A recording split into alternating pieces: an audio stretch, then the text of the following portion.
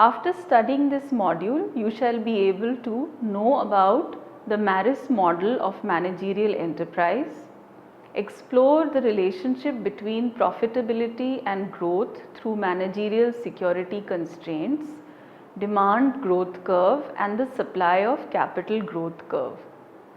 Learn about the utility level of managers and owners and their impact on management's decision. Evaluate optimal or balanced growth position for a firm in terms of diversification.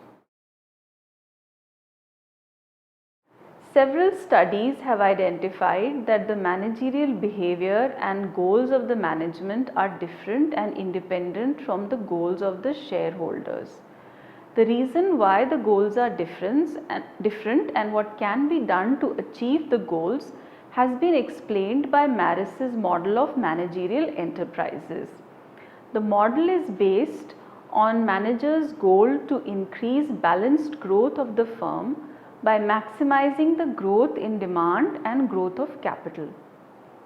The main objective of the managers is to increase the demand using the retained profits and at the same time distribute enough dividends to the shareholders, preventing setting in of discontentment among the shareholders.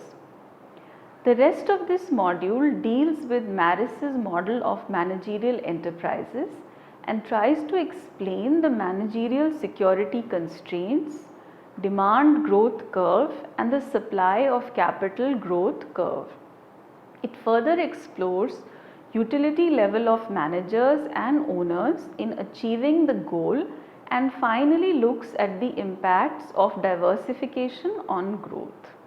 Robin Marris model, ownership and control separation. The genesis of the Marris model lies in the phenomenon of separation of ownership and control.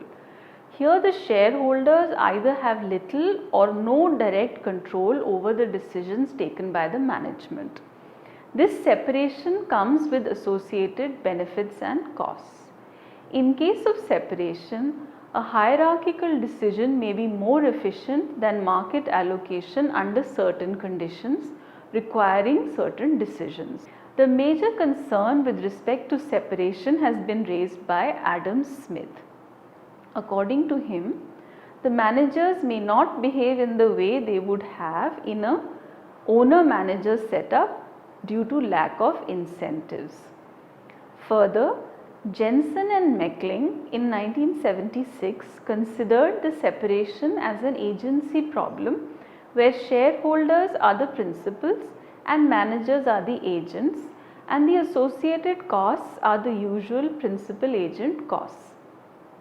The costs include expenses on monitoring made by the shareholders, expenses on bonding by the managers and loss from behavioral divergence. Marris's model of managerial enterprise.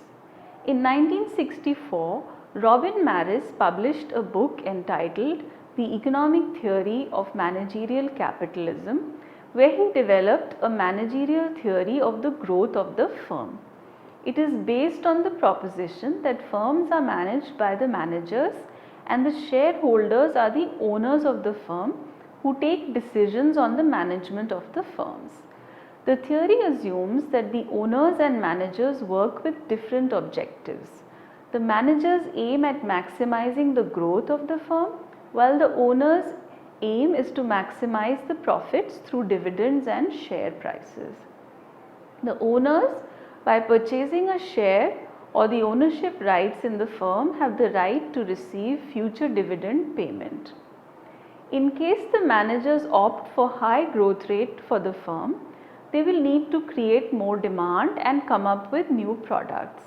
This would increase the expenditure on advertisement and R&D, thereby forcing the managers to hold back a larger share of the profit to be used for these activities. As a consequence, profits distributed in the form of dividends to the shareholders would come down, leading to a fall in share prices also. Under such conditions, the firm may become prone to takeovers. The concerns of the manager thus become twofold: their own job security and also growth of the firm. The focus of the managers would then shift towards attaining the growth rate such that it maximizes the market value of shares, gives satisfactory dividends to shareholders, and minimizes the chances of takeover of the firm. The owners or the shareholders will also like to have balanced growth of the firm, as that would ensure a reasonable return on their capital. Thus, both the owners and managers will be working on achieving the similar goal of balanced growth.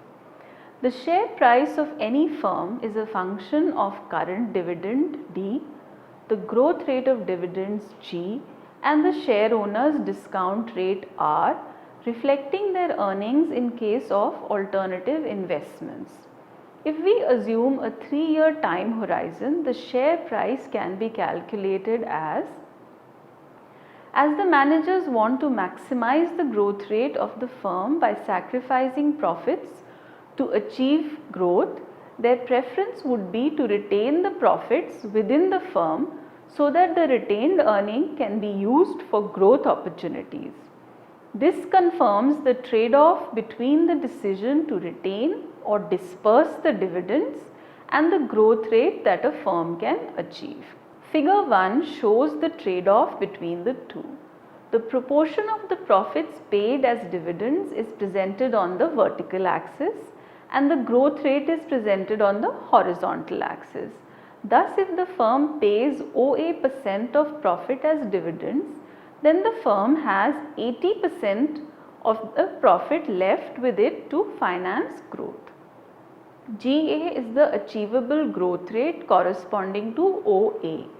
Thus, it is clear from figure 1 that if the proportion of profit paid as dividend is more than OA, the growth achieved by the firm will be lower, while the firm will achieve higher growth if the proportion paid is less than OA. The managerial decision for growth becomes limited by the need to pay dividends to the shareholders. This in turn limits the proportion of the profit to be retained for financing growth.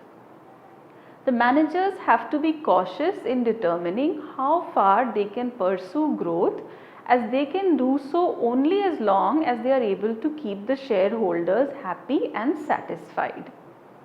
If the shareholders view the proportion retained by the managers adversely, they may try to influence the policy or they may tend to sell the shares. The extent to which the managers will be in a position to retain the proportion of the profit to finance growth can be understood by exploring the relationship between profitability and growth through managerial security constraints, demand growth curve and supply of capital growth curve. Managerial security constraints and source of finance. A firm's current stock market value is determined by multiplying the number of shares issued with share price. The value is maximized only when the present value of expected returns to shareholders is also maximized. Share price of the firm reaches maximum when the firm achieves a growth rate that maximizes profits. Both for growth and to achieve profits, the firm needs to make a commitment to assign a proportion of current profit in any one year to finance growth. Internal finance is not the only source, as firms can raise funds through debt capital or new equity. However, debt borrowing would require the firm to pay the amount borrowed along with annual interest. These payments are to be made before paying dividends to shareholders. This reduces the proportion of the profit available to distribute as dividends, resulting in a fall in the share price and in the market value of the firm if the managers decide to reduce expected future dividend payments. In case the firm raises funds through new equity, the cost of equity is the future dividend that the new shareholders will receive. To ensure that the new equity does not cut into the profits due to existing shareholders, leading to a downfall of the share price, managers should make all efforts to maintain high profits on the investments so as to pay increased dividend to all shareholders, meeting their expectations. Failure to achieve this might result in shareholders becoming discontent and selling their shares, which would further reduce the market value of the firm. Another major constraint for managerial pursuit of growth is the response of shareholders to future performance of the firm. If the shareholders intend to sell more shares than potential buyers demand, prices will start to fall and the stock market value of the firm will be reduced as compared to its assets. This would create conditions suitable for takeover by other companies, and if they succeed in their bid, existing top managers may end up losing their positions or their jobs. Marris came up with a very effective measure for evaluating the performance of the management, which he termed as valuation ratio. This is the ratio between market value and book value. Market value of the firm is the representation of the market's assessment of current and future performance of the firm, while the book value is the value of the resources utilized by the firm and represents the capital or asset value of the firm. A firm is considered to be in a weak position if the valuation ratio is less than 1, as its market value is less than the value of the assets it is utilizing. If the market value is greater than the book value, the valuation ratio is greater than 1. The firm is then in a good position. If the firm valuation ratio is greater than the value expected by the market to be appropriate for that sector, the firm is considered to be in a strong position and the management is performing well.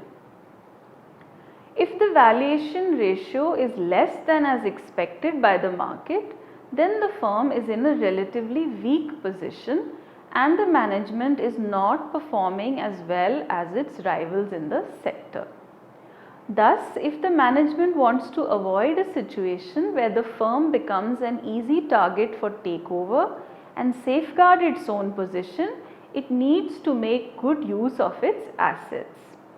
It is also required to carry on their policies of dividends, proportion of profits to be retained to finance growth and borrowing that keep the valuation ratio above the threshold that triggers negative reaction from shareholders.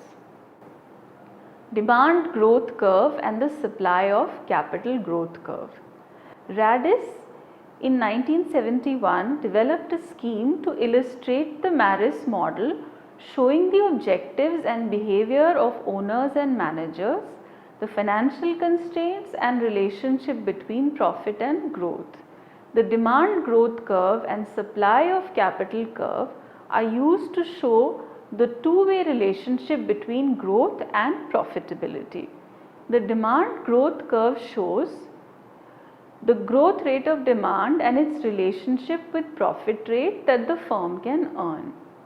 Initially, high growth rate leads to higher profits. However, as the growth rate further increases, the profit declines as the curve initially rises and then declines. This is because to achieve higher growth requires lowering of prices, increased expenditure on advertising and developing new products which would eventually lower the profits earned. Figure 2 shows the demand growth curve along with the supply of capital curve. As seen in the figure, the growth rate of demand that maximizes the profit is GA. The maximum profit rate achieved is pi m. The growth in supply capacity in relation to the profit is shown by the supply capital curve in figure 2. The supply capital curve is a function of the firm's capital raising ability needed to finance growth, which varies with level of profits earned. Firms find it easier to raise capital if the rate of profits earned is higher, whereas it becomes more difficult for them to raise capital with falling rate of profits. As given in figure 2, the supply capital curve is a linear function of growth and shows the maximum achievable growth rate by the firm to be Gn, the point of intersection D of demand and supply curves. The behavior of the management is guided by the desire to maximize the capitalization of the firm depending on market value of equity greater than the net book value.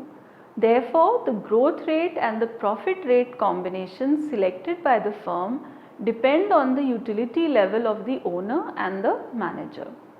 The set of indifference curves O1, O2, O3 in figure 3 shows the level of the shareholders or the owner's utility. This is a function of rate of profit or the dividend and the rate of growth or capital gain.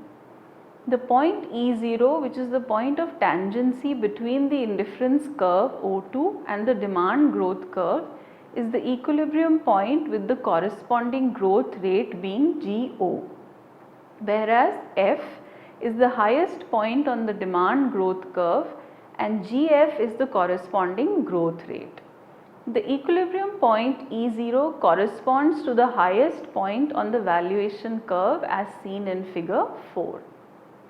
The indifference lines M1, M2, M3 shown in figure 4 represent the preferences of the managers between the growth rate given on the x-axis and the valuation ratio given on the y-axis. The point of tangency EM between the managerial indifference curve M2 and the valuation curve represent the point where the utility of the managers will be maximized. The managers presumably favor higher growth than the owners, hence GO and GM, the preferred growth rates, do not coincide. Growth of the firm and diversification. One of the major constraints on the growth of the firm is the rate of growth of demand for existing products. The firm's decision to diversify into production of new products and sell them in a faster growing market can help it overcome this constraint. Optimal or balanced growth position for a firm in terms of diversification has been analyzed by Marris. Diversification need not be always successful as all new products may not be profitable in the market. The success of diversification in ensuring a profitable position for the firm in the market depends on the number of consumers who change their preferences in favor of the new product. The number of diversification projects that a firm undertakes will also have an impact on the products. Projects that are undertaken first tend to earn higher return as compared to those started later on. Figure 5 shows the relationship between growth in demand and diversification for different levels of profit. The curves slope upward towards the right with a diminishing slope. Each of the curves represents the demand growth curve in relation to different level of profit, with d pi 1 representing a lower level of profit as compared to d pi 2 and d pi 3. Thus, it is clear from the figure that for a given rate of growth of demand OG2, as the level of diversification increases from R1 to R2 to R3, the level of profit also increases. Thus, for a given level of diversification OR2, the growth rate associated with lowest profit level of d pi 1 is OG1, while with d pi 3 it is OG3. Profits are lower on d pi 3 as additional cost is required to achieve high growth rate for consumer demand. Thus, it can be concluded that if the expenditure on selling the new product of a diversified firm is higher, then for a given rate of diversification and a given price of the product, profits will be lower. The relationship between the rate of growth of supply and rate of diversification represented by supply curve S pi is shown in figure 6. In case of diversification projects, rate of growth of supply of resources is a function of the ratio of dividends retained or disbursed. It has been found that as the retention increases, rate of diversification achieved also increases. If it is assumed that there is a limit to the level of diversification achieved by a firm, then the maximum achievable diversification is given by OR4. The supply curves slope upward from right to left with diminishing slopes. From figure 6, it becomes evident that for a given growth OG1, higher level of profits allow for higher rates of diversification like R1, R2 and R3. For a given level of diversification R1, higher the profits associated, higher the growth achieved. Thus, the growth in supply OG3 is associated with S pi 3 and OG1 is associated with S pi 1. Figure 7 is obtained combining figure 5 and 6, which gives the equilibrium outcome of the diversification and growth. The point of intersection of the growth and demand curves for each given level of profit gives the equilibrium position for each level of profits. The dotted line LMN obtained by joining the intersection points or the equilibrium positions gives a balanced growth level. Thus, for any given level of profit, there exists an optimal combination of growth and diversification. Marris model is based on the proposition that firms are managed by the managers and the shareholders are the owners of the firm. Managers aim at maximizing the growth of the firm. Owners maximize the profits through dividends. Marris used valuation ratio, the ratio between market value and book value, to evaluate the performance of the management. Value greater than the value expected by the market to be appropriate. The firm is considered to be in a strong position and the management is performing well. The demand growth curve and supply of capital curve is used to show the two-way relationship between growth and profitability. Demand growth curve initially rises and then declines as the profit declines after a certain point. Supply capital curve is given as a linear function of growth. Owner's utility is a function of rate of profits or the dividends and rate of growth, which is the capital gain. While managers presumably favor higher growth than the owners, hence their preferred growth rate does not coincide with the owners. Optimal or balanced growth position for a firm in terms of diversification has been analyzed by Marris. If the expenditure on selling the new product is higher, then for a given rate of diversification and a given price of the product, profits will be lower. Rate of growth of supply of resources is a function of the ratio of dividends retained or disbursed.